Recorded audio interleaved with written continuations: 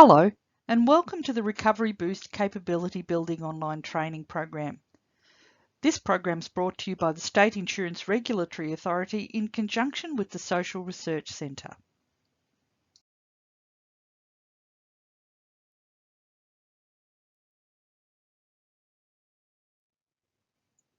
Before we begin, we'd like to acknowledge the traditional custodians of the various lands on which we work today and the Aboriginal and Torres Strait Islander people participating in this program.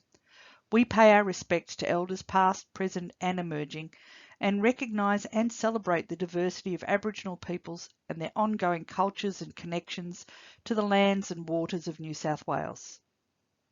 Now to the purpose of this training series. This series of videos will include an overview of the Recovery Boost program, how to design a project, how to evaluate your project, and finally information about planning and managing your project. First, a little bit about SIRA.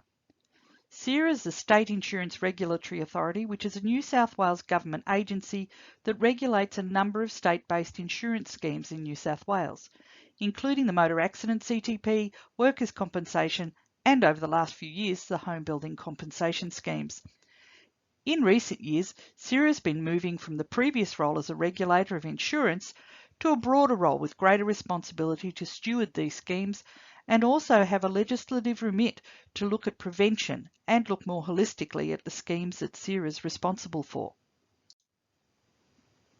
SIRA has been working more in the mental health space as a partner in the New South Wales Government's Mentally Healthy Workplaces strategy, which is running from 2018 to 2022. SIRA is working within this strategy in the area of recovery. Recovery Boost exists because it was identified that there were significant gaps in the knowledge, understanding and evidence base around interventions to help people recover at work effectively and help organisations confidently manage that process so that they can reduce distress, increase productivity and reduce overall financial costs. So why are we running Recovery Boost? Taking a step back and looking at the Recovery Boost program at a wider level, why has SIRA chosen to do a grant program for the Mentally Healthy Workplaces strategy? In 2019, SIRA listened to the stakeholders across the mental health system, and based on their feedback and also based on the research in this area, it was found that there were 5 thematic points or issues currently within recovery in the workplace, specifically with regards to mental health issues. One of them was negative stigma towards people with mental health issues, poor recovery outcomes, the lack of evidence-informed interventions available, a lack of evaluated recovery at work interventions, and lastly, that workplaces don't have adequate support to help individuals recovery at work.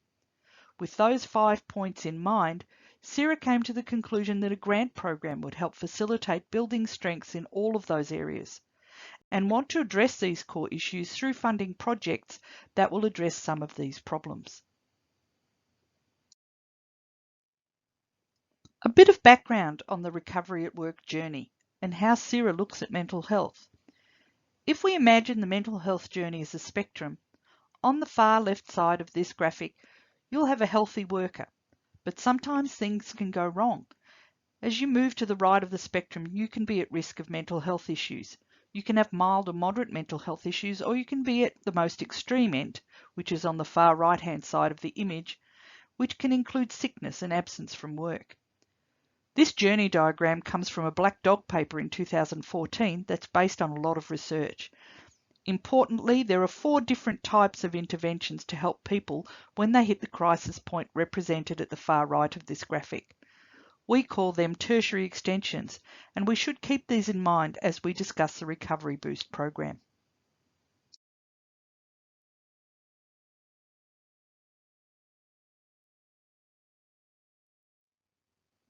So let's just quickly go over the Recovery Boost program. What we know.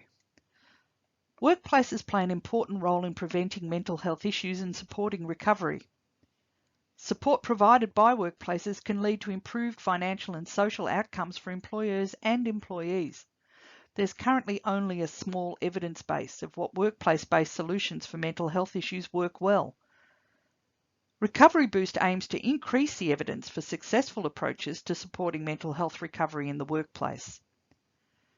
What SIRA is aiming to do with Recovery Boost is to improve the outcomes of individuals experiencing mental health issues and to help strengthen the evidence base by funding innovative interventions and innovative solutions that help people recover at work. In 2019, we saw round 1 of the Recovery Boost funding program. There will be rounds of Recovery Boost funding, hopefully each year until 2022. So what Recovery Boost aims to achieve is to fund projects that make a positive contribution. Workplaces have told SIRA that they want recovery at work interventions which are easy to adopt, sustainable in the long term, but also evidence-informed. And with that in mind, SIRA decided to use the funding categories from the Recovery at Work journey, which are evidence-informed, and also the funding principle, which stakeholders have identified. In summary, SIRA are looking for projects that can fulfill at least one of the funding categories and one of the funding principles. First, a look at the grant funding categories. The 3 funding categories that have been chosen for the Recovery Boost program are based on what the evidence tells us are important when we're talking about mental health recovery at work. These 3 types of interventions are known to make a positive contribution to someone's recovery. The first of these is promoting and facilitating early help seeking. We know that when a person is experiencing mental health issues, they may not necessarily be at crisis point, but if they actually have access to early interventions, tools or resources that will help them at that point, we know that they will have better recovery outcomes. The second category is supporting recovery from a mental health issue. This is to counter the assumption that mental health issues means that you have to take a long time off work. That may be true for some people experiencing mental health issues, but what the evidence actually tells us is that if someone has a mental health issue, they have better health outcomes if they can return to work in their capacity that benefits them. This could include altered duties, working from home, regular catch-ups with their managers, etc.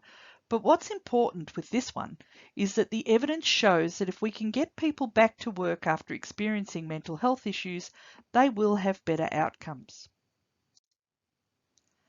And the third of these categories is about increasing awareness and reducing stigma in the workplace. This is a broader intervention, but essentially, if workplaces adopt policies and strategies that build a mentally healthy workplace and encourage employees and employers to understand the importance of mental health by improving mental health literacy, and if they understand what to do when mental health issues arise, it can in turn help people recover at work in a safe environment. These are the 3 funding categories that have been chosen because it's known that these 3 types of intervention have positive impacts, and SIRA is looking for applications for funding grants to address at least one of these interventions. Secondly, we'll look at the grant funding principles. As mentioned previously, SIRA listened to stakeholders, and what was heard overwhelmingly was that workplaces wanted projects that were easy to pick up, evidence-informed, and in some instances guided by the voice of lived experience.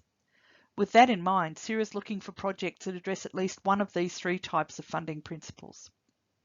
The first type of project would be an innovative project. These innovative projects could be interventions that already exist in some form, but are implemented in a new way, or tailored for a specific group or context. For a project to be innovative, it hasn't really been done before.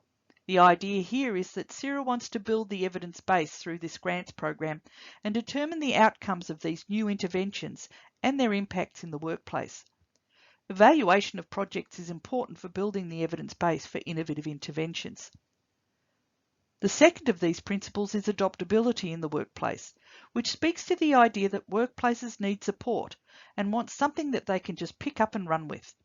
Projects that can be replicated and scaled into other workplaces and contexts, drawing on the learnings of this project.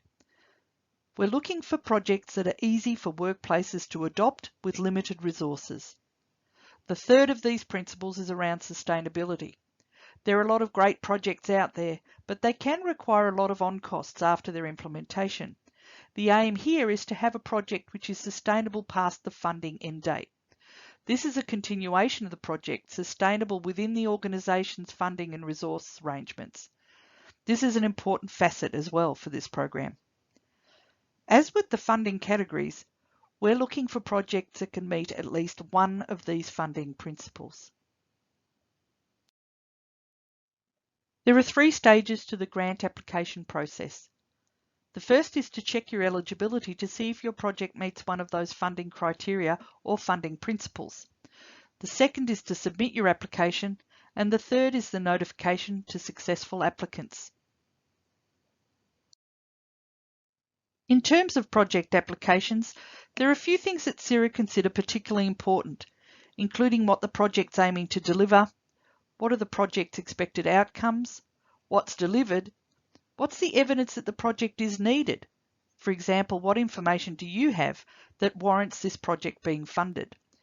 How the project will be evaluated, your organisation's capacity to deliver the project, any relevant experience that you have, and finally a project methodology and budget. In other words, how you'll actually implement your project, and your risk management approach, which is about identifying your risks and what you're going to do to mitigate those risks. And so, to recap, the applications will need to demonstrate at least one funding principle and one of the funding categories. A few other things to consider are that SIRA are looking for projects which are over and above your organisation's normal service delivery. That the project you're proposing is a distinct project with a specific start and end date, with an outcome, result or deliverable at the end, rather than just business as usual. Another thing to consider is how you demonstrate the capacity to deliver a project through the skills, experience and resources in your organisation. And finally, just to ensure that you complete all of the sections of the expression of interest and application forms.